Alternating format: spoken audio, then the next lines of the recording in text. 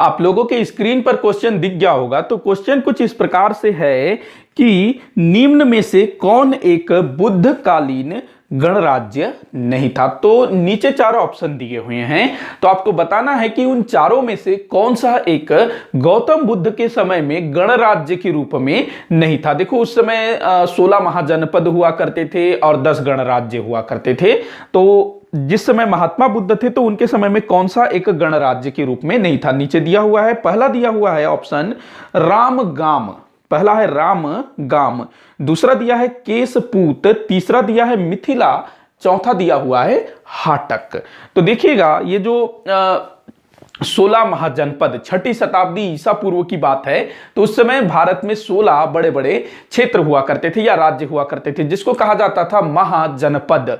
16 महाजनपद इनकी संख्या थी और इसी समय 10 गणराज्य हुआ करते थे। अच्छा, ये जो 16 महाजनपद हैं इनके विषय में कहां से जानकारी प्राप्त होती है? तो दो स्रोत है, एक है बौद्ध धर्म ग्रंथ अंगुत्तर निकाय, ये भी काफी बार पूछा गया है। दूसरा है आपका भगवती सूत्र जो कि जैन धर्म ग्रंथ है। मतलब कि बौद्ध और जैन इन दोनों धर्म ग्रंथों से हमको 16 महाजनपदों के विषय में जानकारी प्राप्त होती है। कौन कौन सा? बौद्ध धर्म ग्रंथ अंगुत्तर निकाय और जैन धर्म ग्रंथ भगवती सूत्र। देखो इस तरह के जो क्वेश्चन है ना, अधिकतर आपको यूजीसी नेट जेआरएफ की परीक्षाओं में देखने को मिलेगा।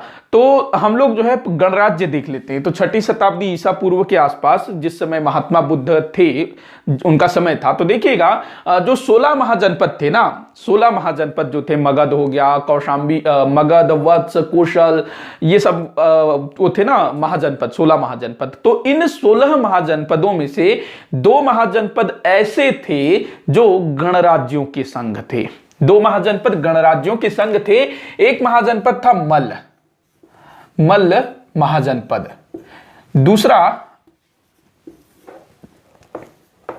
दूसरा महाजनपद था वज्जी महाजनपद। तो ये दोनों जो हैं गणराज्यों के संघ थे। मल्ल महाजनपद के अंतर्गत 2 गणराज्य आते थे। मल्ल महाजनपद के अंतर्गत कितने गणराज्य? 2 गणराज्य। और इसके अंतर्गत आते थे, वज्जी के अंतर्गत 8 गणराज्य।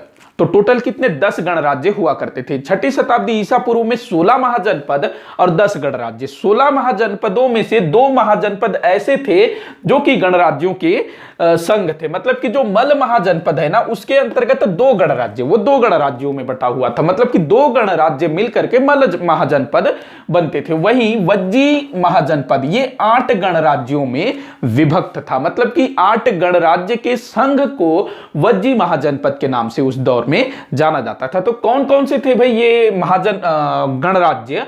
इसको हम लोग देख लेते हैं। गणराज्य लिख भी दूं क्या? गणराज्य। अच्छा, गणराज्य होता क्या है ये तो बताना ही भूल गया, ये तो इंपॉर्टेंट है ना। गणराज्य मतलब जहां पर जनता का शासन हो। लेकिन आज जैसा होता है ना कि हम लोग अपना नेता चुनते हैं, उस जमाने में वैसा नहीं होता था। लेकिन फिर भी जो इनका जो प्रधान होता था, गणराज्य का जो प्रधान होता था, राजा होता था, वो एक तरह से प्रजा द्वारा ही नियुक्त किया जाता था। एक समिति होती थी जो कि राजा का चुनाव करती थी। तो गणराज्यों में खासियत ये होती थी कि यहाँ का जो राजा होता था वो आनुवांशिक नहीं होता था, जबकि जहां राजतंत्र होता था, चाहे वो मगध हो, चाहे वो कौशल हो, चाहे वो अंग हो, वहां पर क्या होता था? राजतंत्र, राजा का पुत्र ही राजा बनेगा। लेकिन यहां पर ऐसा सिचुएशन नहीं था। जो समिति होती थी, जो लोगों द्वारा चुनी जाती थी, वही जो है राजा का चुनाव करती थी। तो गणराज्य देखते हैं। मल्ल महाजनपद के अंतर्गत जो पहला है वो है पावा। और पावा में जो लोग रहते थे उनको बोला जाता था मल्ल। तो पावा के मल्ल ऐसे आपको किताबों में मिलेगा, पावा के मल्ल। और ये ना आपको पूछा भी जाएगा, जोड़ी मिलाओ डायरेक्ट दे देगा। एक तरफ जो है गणराज्यों के नाम और दूसरी तरफ वहां के लोग क्या कहलाते थे। जैसे कि हम भारत के लोग क्या कहलाते हैं? भारतीय कहलाते हैं। तो जो पावा के लोग थे वो क्या कहलाते थे? मल्ल कहलाते थे। उसके बाद देखिएगा मल्ल महाजनपद के अंतर्गत ही मल्ल महाजनपद के अंतर्गत दूसरा आता था कुशीनारा। और यहां के भी जो लोग थे वो मल्ल कहलाते थे, कुशीनारा के मल्ल।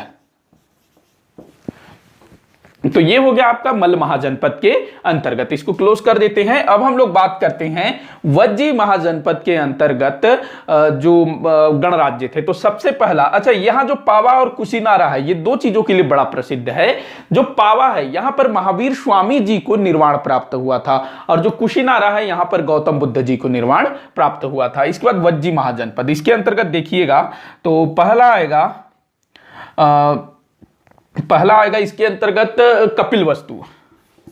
ये मेरे दिमाग से निकल रहा था, कपिल वस्तु। कपिल वस्तु ये महात्मा बुद्ध जी का जन्म यही हुआ था ना, वो यहाँ के राजकुमार थे। तो कपिल वस्तु यहाँ के जो लोग थे वो क्या कहलाते थे, किस वंश के थे? एक प्रकार से ये इनका वंश था, तो ये शाक्य वंश के थे।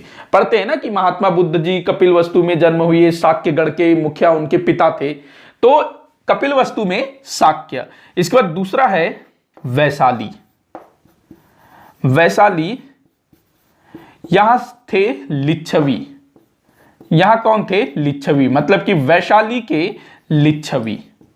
उसके बाद तीसरे नंबर में आएगा रामगाम। आपके ऑप्शन में दिया है ना रामगाम, रामगाम। यहां पर थे कोलिय, रामगाम के कोलिय। अच्छा, जो महात्मा बुद्ध जी की माता जी थी ना, उनकी जो मम्मी जी थी वो कोलिय वंश की थी। रामगाम हो गया। इसके बाद चौथे नंबर में आएगा आपका रामगाम के बाद आपका आएगा, क्या आएगा, एक मिनट मेरे दिमाग से निकल रहा है क्या। रामगाम के बाद आएगा पीपली वन।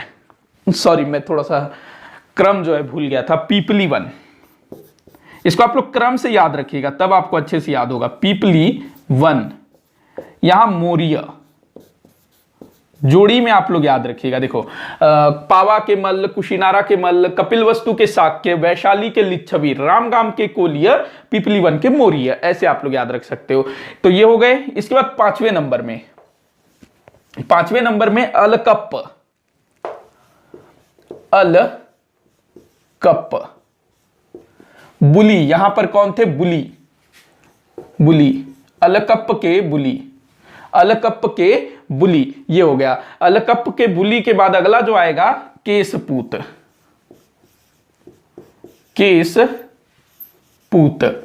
केशपूत, यहां पर कौन? केशपूत में कलाम, कलाम नहीं कालाम, एपीजे अब्दुल कलाम वाला कलाम नहीं, कालाम, आ की मात्रा लगेगा, कालाम। इसके बाद सातवां नंबर सुमसुमारगिरी।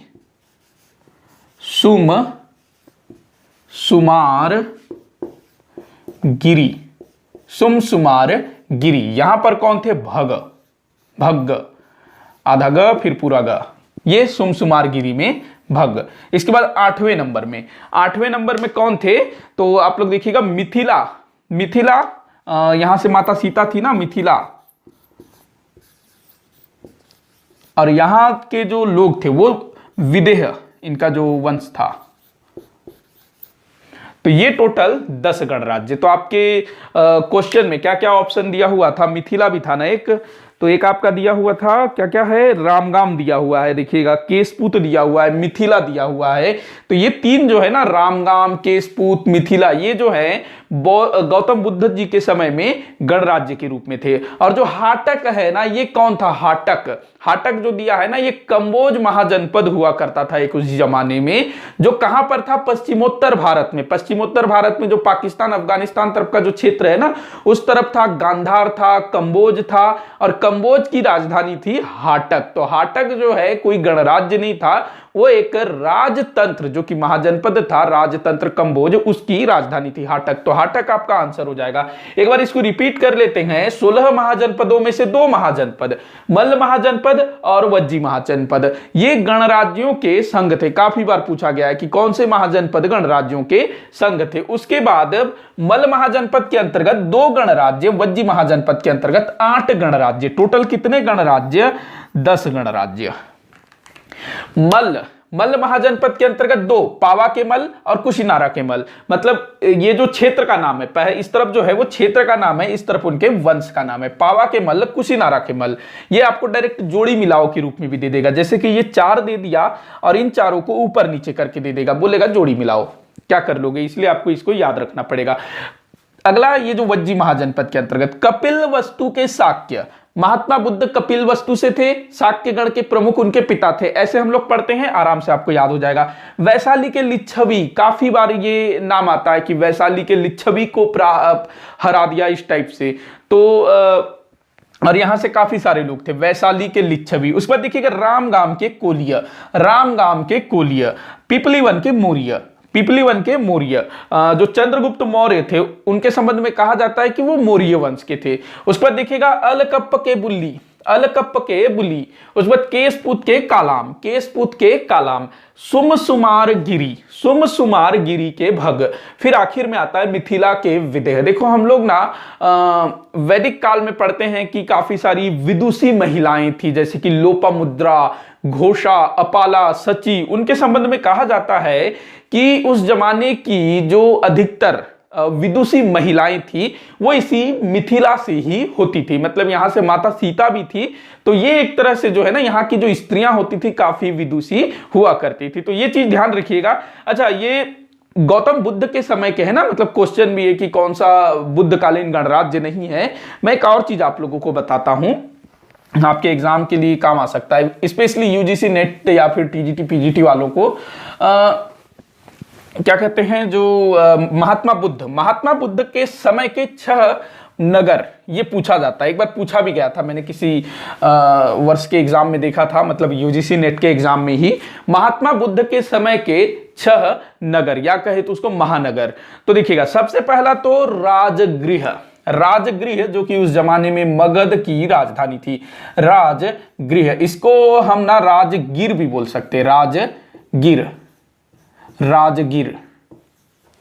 ये दूसरा अंग, सॉरी अंग नहीं, चंपा, अंग तो महाजनपद था, चंपा।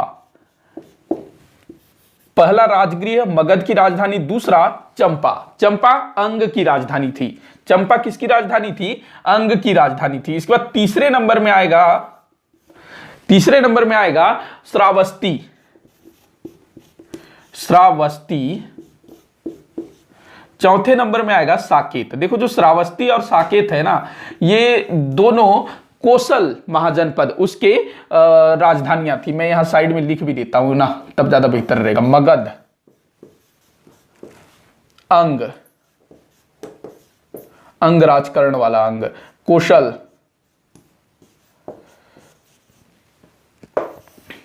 ऐसे ज्यादा सही रहेगा ना। चलिए ठीक है, कोसल। इसके बाद देखिएगा कौसाम्बी, कौसाम्बी। ये किसकी राजधानी थी? वत्स।